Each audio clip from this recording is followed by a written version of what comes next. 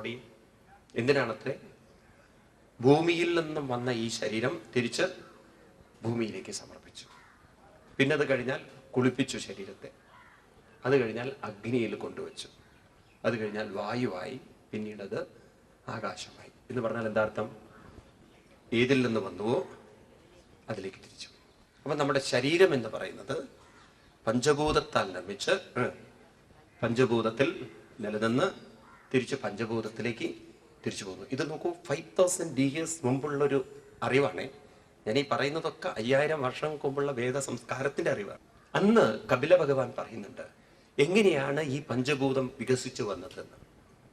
അദ്ദേഹം പറയുന്നത് ആകാശാൽ വായു, വായോരഗ്നി, അഗ്നിരാപ്പ, ആപ്പാൽ പൃഥിവി. ഇതാണ് കപിലന്റെ ഗവേഷണം. അതായത് എനർജിയുടെ സൂക്ഷ്മാവസ്ഥയാണ് പ്ലാസ്മ. അതിലുണ്ടാകുന്ന തരംഗങ്ങളാണ് വായു. വായുവിലുണ്ടാകുന്ന ഫ്രിക്ഷനാണ് അഗ്നി. അഗ്നിയിൽ നിന്നുണ്ടാകുന്നു. കുറെ നേരം ശരീരം ചൂടായാൽ പിന്നെന്തുണ്ടാവും? ശരീരം ചൂടായാൽ വേർക്കും. അതിൽ നിന്ന് ഉണ്ടാക്കുന്നു ലിക്വിഡ്. കോടാനുകോടി വർഷം ലിക്വിഡ് കെട്ടിക്കിടന്നാൽ അത് സോളിഡായി മാറണം. ആണോ? ആധുനിക മോഡേൺ ഫിസിക്സ് പഠിപ്പിക്കുന്നത് an object can exist at 5 levels. Either it can exist in the solid, liquid, gas, air, സൂക്ഷ്മമായിട്ട് പ്ലാസ്മ. ഇത് ഇന്ന് ഗവേഷണം ചെയ്ത് കണ്ടെത്തി ആൽബർട്ട് ഐൻസ്റ്റീൻ തുടങ്ങിയുള്ള ശാസ്ത്രജ്ഞന്മാർ കണ്ടെത്തിയതിന് മുമ്പ് 5000 വർഷം മുമ്പ് കണ്ടെത്തിയെന്ന് പറഞ്ഞു കഴിഞ്ഞാൽ എത്ര ഗംഭീരമാണ് നമ്മുടെ ഋഷിമാരുടെ സംസ്കാരം. അല്ലേ? ശരിയല്ലേ? അപ്പൊ ഈ ശരീരത്തെക്കുറിച്ചുള്ള അവരുടെ നോളജ് എന്തായിരുന്നു? ഇത് പഞ്ചഭൂതത്തിൽ നിന്നുണ്ടായി, പഞ്ചഭൂതത്തിൽ നിലനിന്ന് പഞ്ചഭൂതത്തിലേക്ക് തിരിച്ചു പോകും. ഒന്നുകൂടി ശ്രദ്ധിക്കുക, അപ്പൊ നിങ്ങൾക്ക് കൂടുതൽ മനസ്സിലാവും. ബീജവും അണ്ടവും ചേർന്നിട്ടാണ് ഒരു കുട്ടിയുടെ രൂപാന്തരണം. അഗ്നി, അതിൽ ചൂടുണ്ട്, അതിൽ വെള്ളമുണ്ട്, അതിൽ എയറുണ്ട്. ഇതെല്ലാം ഗർഭപാത്രത്തിലേക്ക് വരണു.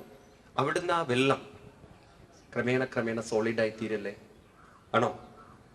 അഗ്നിയുടെ സാന്നിധ്യത്തിൽ അത് ക്രമേണ ക്രമേണ നേരത്തെ വെള്ളത്തിന്റെ രൂപത്തിൽ നിന്നത് ഒരു മുട്ടയെടുത്ത് പൊട്ടിച്ചു കഴിഞ്ഞാൽ അതിൻ്റെ അകത്ത് വെള്ളമാണ്. അത് ക്രമേണ ക്രമേണ ചൂട് തട്ടി അഗ്നിയുടെ സാന്നിധ്യത്തിൽ അത് സോളിഡായിട്ട് രൂപമായിട്ട് രൂപാന്തരപ്പെടുകയാണ്.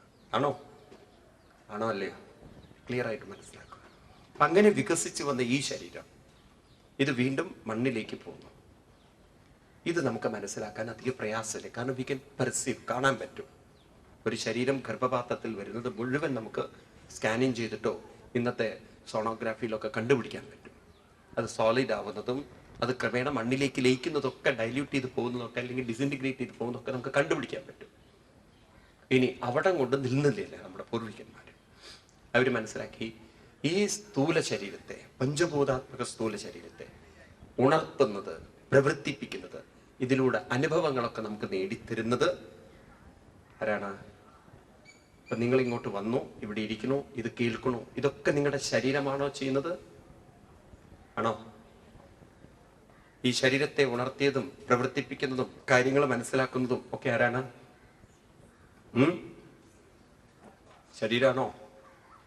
പിന്നീട് ഇതിലുള്ള ചിന്തകളാണ്, മനസ്സാണ്.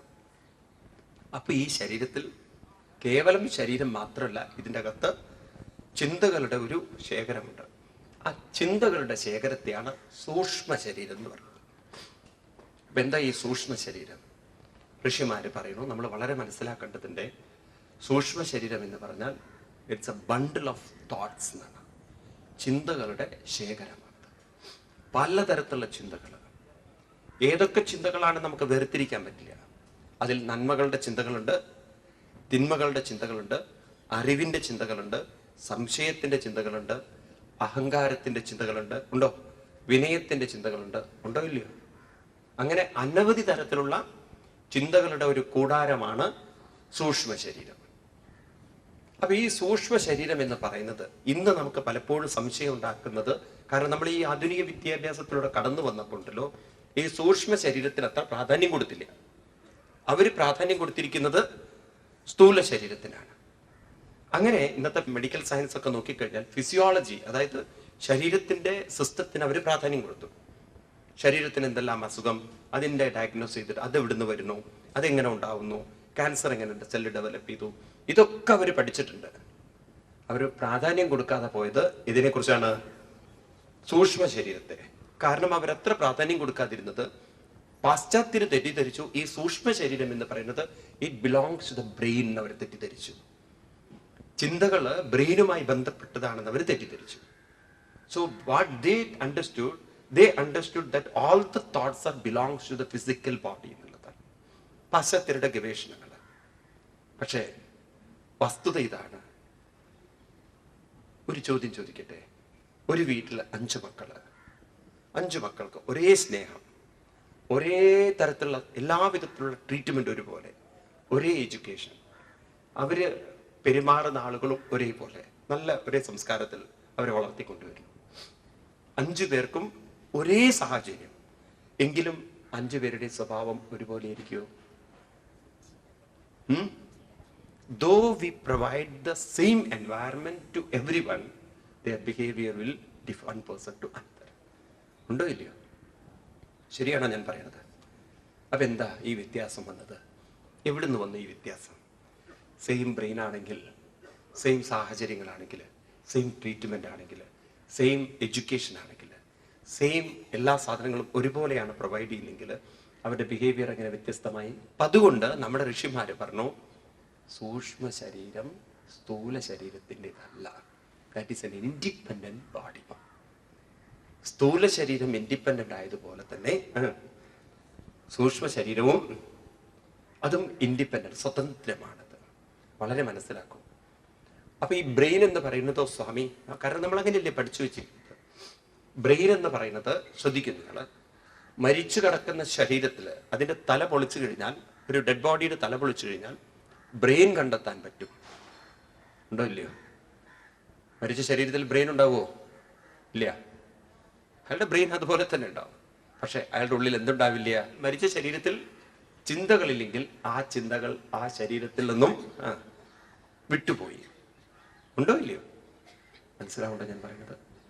ശരീരത്തിൽ ചിന്തകൾ ഉണ്ടാകുമായിരുന്നുവെങ്കിൽ, ബ്രെയിനിൻ്റെതാകുമായിരുന്നെങ്കിൽ, ബ്രെയിൻ ഉള്ള സമയത്ത് ആരുണ്ടാവണം?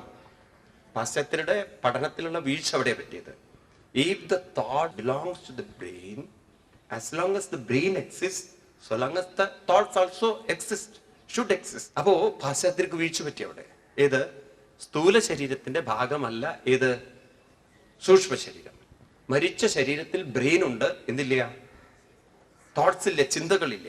അപ്പൊ ചിന്തകൾ ആ ശരീരത്തിൽ നിന്നും വിട്ടുപോയി. എങ്ങോട്ട് വിട്ടുപോയി? That is a different question. പക്ഷെ ഒന്നുണ്ട്, അത് വിട്ടുപോയത് കൊണ്ട് it is not a part of the physical body. അത് ക്ലിയർ ആണ്. ക്ലിയർ ആണോ നിക്ക്? അപ്പൊ സ്ഥൂല ശരീരത്തിന് എത്ര സ്വതന്ത്രത ഉണ്ടോ അതുപോലെ സ്വതന്ത്രമാണ് ഏതും. അപ്പൊ 2 ശരീരങ്ങൾ തന്നെയാണ്. അപ്പൊ ഋഷിമാര് കൂടുതൽ പ്രാധാന്യം കൊടുത്തത്, സ്ഥൂല ശരീരത്തെക്കാൾ പ്രാധാന്യം കൊടുത്തത് സൂക്ഷ്മ ശരീരത്തിനാണ്. കാരണം അതിനെക്കുറിച്ച് കുറെ ചോദ്യങ്ങൾ അവരുടെ ഉള്ളിലുണ്ട്. നിങ്ങൾ കേട്ടിട്ടുണ്ടോ അറിയില്ല, ഒരു ഉപനിഷത്തുണ്ട്, കഠോപനിഷത്ത്. കഠോപനിഷത്ത് എന്ന് പറയുന്നത് ഒരച്ഛൻ യാഗം നടത്തുക. അപ്പൊ യാഗത്തിന്റെ പ്രത്യേകത എന്താന്ന് വെച്ചാൽ പശുക്കളെയൊക്കെ ദാനം ചെയ്യണം. ആ ദാനം ചെയ്യുന്ന സമയത്ത് നല്ല പശുക്കളെയൊക്കെ ദാനം ചെയ്തിട്ട് ഈ കൊള്ളാത്ത പശുക്കളെയൊന്നും ദാനം ചെയ്യരുത്. അങ്ങനെയൊക്കെയാണ് യാഗത്തിന്റെ സംസ്കാരം. അപ്പൊ ഇദ്ദേഹത്തിന് ഒരേ ഒരു മകനേ ഉള്ളൂ, വാജശ്രേയസ് എന്ന് പറയുന്ന ആളുടെ മകൻ. അയാളുടെ പേരാണ് നചികേതസ്. 6 വയസ്സുള്ള കുട്ടി. ആ കുട്ടി നോക്കുമ്പോണ്ട് അച്ഛൻ വളരെ മിടുക്കനാണ്. നമ്മളെ ഇന്നത്തെ ഈ കാലഘട്ടത്തിലായിരുന്നു അച്ഛൻ. പൊതുവേ നമ്മുടെ വീട്ടിൽ നിങ്ങൾ സ്വന്തം നോക്കൂ, നിങ്ങൾക്ക് 2 നല്ല മാമ്പഴം കിട്ടിയെന്നിരിക്കുക, അതിലൊന്നിത്തിരി കേട് വന്നിട്ടുണ്ട്, ഒന്ന് നല്ലതാണ്. നിങ്ങൾ ജോലിക്കാരിക്ക് ഏതായാലും കൊടുക്കുക. പൊതുവേ നമ്മുടെയൊക്കെ സ്വഭാവം എന്ന് പറയുന്നത് ഇത്തിരി കേട് വന്നത് അവള് കഴിച്ചോട്ടെ എന്ന്. എന്റെയൊക്കെ കുട്ടിക്കാലത്ത് ധാരാളം കണ്ടിട്ടുണ്ട്. പഴയഞ്ചോറ് എടുത്തിട്ട് ജോലിക്കാരിക്ക് കൊടുക്കണതൊക്കെ ഞാൻ ധാരാളം കണ്ടിട്ടുണ്ട്. ഇതൊക്കെ നല്ലോണം കണ്ടിട്ടുണ്ട് ഞാനും വളർന്നു വന്നിരിക്കുന്നത്. ഉണ്ടോ ഇല്ലയോ? സത്യം അതാണ്. ഈ കുട്ടിയുണ്ടല്ലോ, മകൻ, നോക്കുമ്പോൾ അച്ഛൻ നല്ല കറവുള്ള പശുക്കളെയൊക്കെ മാറ്റി വെച്ചു. എന്നിട്ട് ചാവാലികളായിരിക്കുന്ന പശുക്കളെയൊക്കെ ബ്രാഹ്മണർക്ക് ദാനം. പാവം അവര് മേടിക്കുമ്പോൾ തന്നെ സങ്കടത്തിലാണ് മേടിക്കുന്നത്. ഇതവിടെ എത്തുമോ എന്നുള്ള സംശയം എൻ്റെ വീട്ടിലെ. കൊണ്ടു നടക്കണേക്ക് ഉന്തി തള്ളി കൊണ്ടുകൊണ്ടിരും. അപ്പം മകൻ അങ്ങോട്ട് വലിയ വിഷമം വന്നു. കുട്ടികളാണല്ലോ പൊതുവെ അച്ഛനമ്മമാർക്ക് വിവരം പറഞ്ഞു കൊടുക്കുക. പലപ്പോഴും അച്ഛനമ്മമാരുണ്ടല്ലോ കുട്ടികളിലൂടെയാണ് പലതും പഠിക്കുക. ഒരിക്കലും അച്ഛൻ മകനെയും കൊണ്ട് ഡ്രൈവ് ചെയ്ത് പോവുകയാണ്. അപ്പൊ വഴിയിൽ നല്ല വീട് കണ്ടപ്പോൾ മകൻ ചോദിച്ചു, അച്ഛാ ഈ വീട് ആരുടെയാണെന്ന് പറഞ്ഞു. എനിക്കറിയില്ല കുട്ടാ, പക്ഷെ ഇങ്ങനത്തെ ഒരു വീടൊക്കെ നമുക്കുണ്ടാവുമോ? കുട്ടനച്ഛൻ പറഞ്ഞു, ഇവിടെ മിടുക്കനായി പഠിക്കണം, നല്ലോണം പഠിച്ച് നല്ല ജോലി മേടിക്കണം, അങ്ങനെ കുറേ ശമ്പളം മേടിക്കണം, ജോലി മേടിക്കണം, അങ്ങനെ ഒരുപാട് പണമൊക്കെ ഉണ്ടാക്കിയാൽ നമുക്ക് ഇതുപോലൊരു വീട് വെക്കാം. അപ്പൊ ഇതൊക്കെ പറഞ്ഞ് കുട്ടിയെ ഇങ്ങനെ ബൂസ്റ്റ് ചെയ്യണം അച്ഛൻ. ഉടനെ കുട്ടി വെച്ചു, അച്ഛൻ എന്താന്നാ പഠിക്കാഞ്ഞത് എന്ന്. അന്ന് പഠിച്ചില്ലെങ്കിൽ ഇതുപോലെ ഒരു വീട് നമുക്ക് ഉണ്ടാക്കരുതില്ലേ എന്ന്. പിന്നെ അച്ഛനൊന്നും മിണ്ടിയില്ല, കാരണം അത്ര നല്ല സാധന വന്നിരിക്കുന്നത് അതിൻ്റെ ഉള്ളിൽ. ചിലപ്പോൾ കുട്ടികൾ അങ്ങോട്ട് വിവരം കൊടുക്കാൻ തോന്നിയിട്ടുണ്ടല്ലോ, അവരിങ്ങോട്ട് തരും വിവരം. അതാണ് ലോകം. അതുപോലെ ഈ കുട്ടി അച്ഛനോട് ചോദിക്കുകയാണ്, അച്ഛൻ ഈ ചാവാനായ പശുക്കളെയൊക്കെ കൊടുത്തിരിക്കണോ? ആണോ ഇല്ല അച്ഛ, ഇതാണോ യാഗം എന്നിട്ട് ചോദിച്ചു.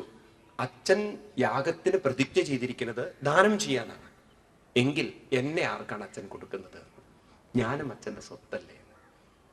അച്ഛനങ്ങോട്ട് കലി വന്നിട്ട് പറഞ്ഞു, കാലന് കൊടുക്കുന്നില്ലേ. പൊതുവെ നമ്മുടെ നാട്ടിലൊരു ഭാഷയാണ്, കാലന് പോലും വേണ്ടാത്തൊരു സാധനത്തിന് എനിക്ക് തന്നിരിക്കുന്നു ദൈവം എന്ന്. പണ്ടുള്ളവർ, ഇപ്പം ഉള്ളവർ പറയില്ല, കാരണം ആകെ രണ്ടെണ്ണോ. പണ്ട് 10-15 ഉണ്ടാകുമ്പോണ്ടല്ലോ കുറെ ചീത്ത പറയും, പറഞ്ഞു കേട്ടിട്ടുണ്ട്. ഉണ്ടോ ഇല്ലയോ? നിങ്ങളൊക്കെ ധാരാളം കേട്ടിട്ടുണ്ടാവണം. കാലിന് പോലും വേണ്ടാത്തൊരു സാധനത്തിന് ദൈവം എനിക്കെന്തിനാ തന്നിരിക്കുന്നത്. അപ്പോ ഇങ്ങനെ ഒരു കുട്ടി പറഞ്ഞപ്പോ ആ വാക്കുകൾ സത്യമാക്കുകയാണ് കുട്ടി. കാരണം യാഗദീക്ഷ എടുത്തു കഴിഞ്ഞാൽ പറഞ്ഞ വാക്കുകൾ സത്യമാക്കണം. അപ്പൊ ചോദിച്ചു, എന്നാൽ എന്നെ കാലന് കൊടുത്തൂടെ? അങ്ങനെ കഥ പറയുന്നത് പിന്നെ കുട്ടി കാല ഭഗവാന്റെ അടുത്ത് എത്തിയെന്നാണ്. അത് നല്ല രസമാണ്. ആ കുട്ടി കാലന്റെ അടുത്ത് എത്തിയപ്പോ, എങ്ങനെ എത്തി എന്നുള്ള ചോദ്യം ചോദിക്കരുത്, കഥയിൽ ചോദ്യമില്ല. കാലന്റെ അടുത്ത് എത്തിയപ്പോ കാലൻ അവിടെ ഉണ്ടായിരുന്നില്ല. അപ്പൊ 2-3 ദിവസം ഗേറ്റിന്റെ അവിടെ കാലന്റെ വൈഫ് പറഞ്ഞു, വരൂ, അകത്ത് വരൂ, കാപ്പി കഴിക്കൂ, ചായ കഴിക്കൂ, ദോശ കഴിക്കൂ എന്നൊക്കെ. ഇദ്ദേഹം പറഞ്ഞു, ഞാൻ വരില്ല. ആ കുട്ടി 3 ദിവസം ഗേറ്റിന്റെ അവിടെ ഇരുന്നു എന്നാണ്. കാലം വന്നപ്പോഴാണ് മിസ്സിസ് കാലം പറയുന്നത്, ഇങ്ങനെ ഒരു കുട്ടി വന്നിരുന്നു. അപ്പോൾ അതേ കുട്ടി ഇങ്ങനെ കുറെ ദിവസം 2-3 ദിവസമായി കാത്തിരിക്കണോ, അങ്ങനെ കാണാൻ വേണ്ടിയിട്ട് ഒരു അപ്പോയിന്റ്മെന്റ് എടുത്തിരിക്കുകയാണ്, എത്രയും വേഗം ആ കുട്ടി അറ്റൻഡ് ചെയ്യണം എന്നൊക്കെ. ആ കുട്ടിയുടെ മുഖത്തുള്ള തേജസ്സും എല്ലാം കൂടി കണ്ടപ്പോൾ കാലന് വളരെയധികം ആദരവ് തോന്നി. കാലൻ ആ കുട്ടിയെ സ്വീകരിച്ചിരുത്തിയിട്ട് കുട്ടിയോട് പറയണം, 3 വരം വാങ്ങിക്കും കുട്ടീന്. സാധാരണ കാലൻ എല്ലാവരെയും ഈ മുടിയുടെ മുകളിൽ കൂടെ നടത്തും, ചട്ടിയിലിട്ട് വറക്കുന്നൊക്കെ അല്ലേ. ഇവിടെ കാലൻ കുട്ടിക്ക് 3 വരങ്ങളാണ് കൊടുക്കുന്നത്. അപ്പൊ 1ാമത്തെ വരം, കുട്ടി വളരെ ഇന്റലിജന്റ് കുട്ടിയാണ്. കുട്ടി ആദ്യം പറയണത്, എൻ്റെ അച്ഛന് നല്ല ഗതി കൊടുക്കാനൊരു വരം തരണം, അച്ഛൻ നല്ല ഗതി ഉണ്ടാവണം. 2ാമത്തത് എന്താ വേണ്ടതെന്ന് വെച്ചാൽ, എനിക്ക് വേണ്ടത് ഞാൻ തിരിച്ചു പോയാൽ അച്ഛൻ തിരിച്ചറിയാൻ പറ്റുന്നൊരു വരം തരണം. അല്ലെങ്കിൽ എന്നെ പ്രേതായിട്ടല്ലേ കാണാം. കാലൻ്റെ അടുത്ത് പോയിട്ട് തിരിച്ചു വരിക പറഞ്ഞാൽ ശരിക്കും ആക്സെപ്റ്റ് ചെയ്യുമോ? വീട്ടിലെത്തുമ്പോൾ അച്ഛൻ ആക്സെപ്റ്റ് ചെയ്യില്ലല്ലോ. 3ാമത്തെ വരം പലരും പറയണു. ഇനിയാണ് ചോദ്യം. ചിലർ പറയണു, ഈ ഭാഗം വരുന്നത് കഠോപനിഷത്തിലാണ്. നിങ്ങൾ എപ്പോഴെങ്കിലും ഭാഗ്യം കിട്ടുമ്പോൾ ഉപനിഷത്ത് വായിക്കുമ്പോൾ നിങ്ങൾക്ക് കാണാം.